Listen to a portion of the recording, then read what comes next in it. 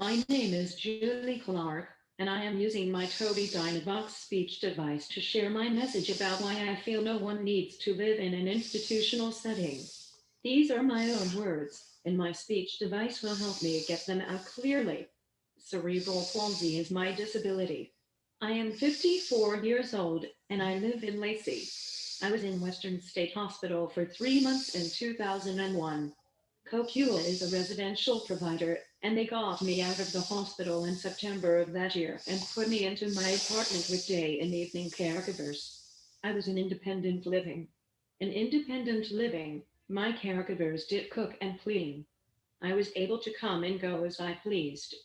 My transportation was using public transportation.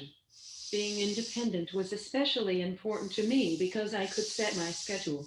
I chose how to run my life.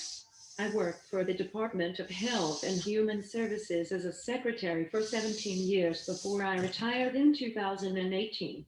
Working was essential to me because I was involved, contributing to my community. I was an important member of that organization for many years. The United Churches of Olympia is my church, and I have been going there for over 25 years. I am an active member of my church. The church is important to me. As I aged, I could not take care of myself. I needed to have 24-hour care. So, Kokila placed me in a shared home that Kokila runs. I had a roommate who was yelling all the time. My roommate would assault the caregivers. Being in the shared home was not safe for me. In November 2019, I moved to an apartment in Lacey with Kokua's help. I get 24-hour care. A nurse comes to check up on me because my hair is high. I have a feeding tube, vest chest compression machine, and higher lift. My caregivers go everywhere I go. It is nice to be living on my own again. I was in and out of the hospital with pneumonia for the last 6 months of 2019.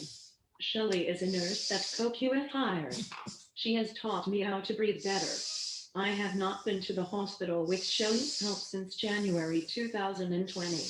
I am in community inclusion, a part of a supported employment program that allows me to continue to be active in my community now that I am retired.